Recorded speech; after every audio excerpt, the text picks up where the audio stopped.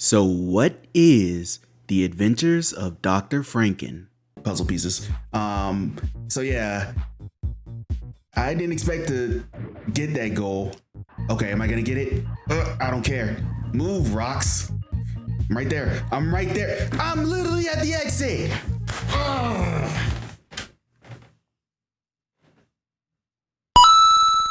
Mary Shelley's Frankenstein, you know, that English novel that you were forced to read in high school, is ingrained in society at this point. Originally written in 1818, the story was about a scientist creating a monster, rejecting it when it caught the ugly, then obsessively trying to kill it when it came back to claim child support in the form of all the scientist's loved ones. It's a rather dreary story about the extent of science and the efficacy of creating life and the question of even if you can do something, should you? So naturally, there's been hella adaptations that bastardize the entire plot and lesson. Most of you people watching this probably don't even know Frankenstein is the name of the doctor and not the monster. That's how stretched thin the character has been. And in the sea of bastardizations comes this game. The Adventures of Dr. Franken was released in 1993 for the Super Nintendo by Elite Systems. It was also released on the Game Boy in 1992 and had a sequel release for the same system in 1997. Like a lot of games from the era, it's a platformer. Your playable character for this adventure?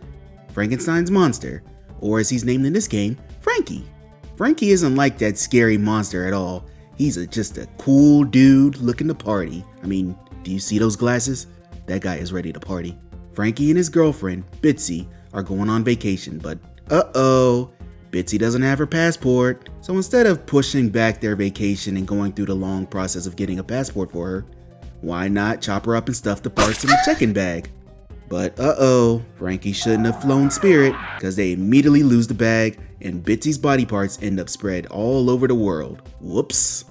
Somehow, even though the tone is much lighter, the story is just as gory as the original.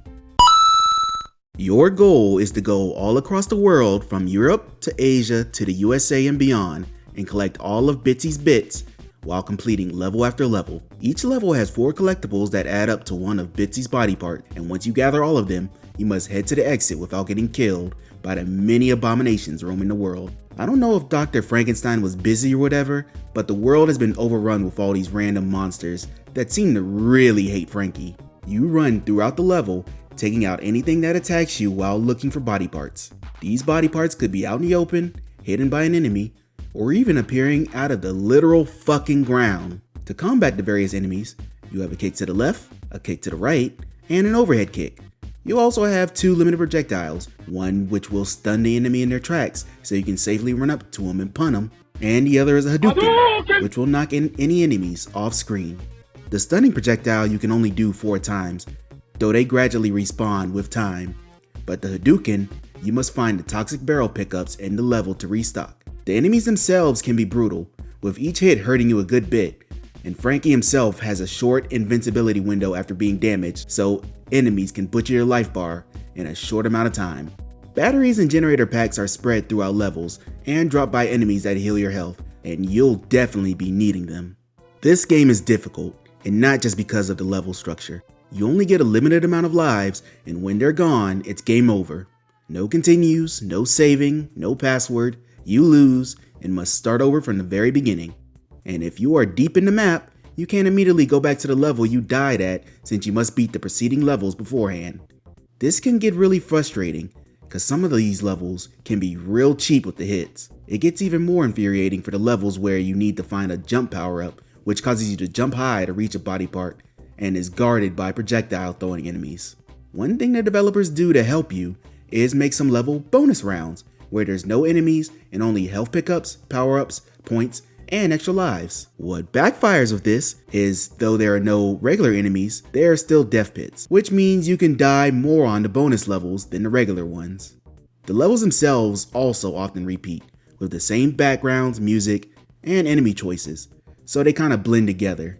And while that stuff is endearing when you first see them, the music in particular, seeing them over and over again burns you out quickly. Some levels throw in extra mechanics like activating switches to progress, and cranes to pick up pieces and platforms, but near the end of the game, you'd have been ready to be done hours ago.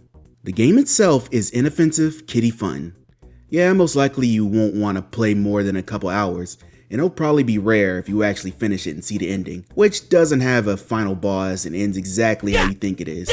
It's frustrating, and you might rage quit every now and again, but overall, The Adventures of Dr. Franken is a game, alright, lost in the sea of them on the Super Nintendo. This game gets 2 batteries out of 5.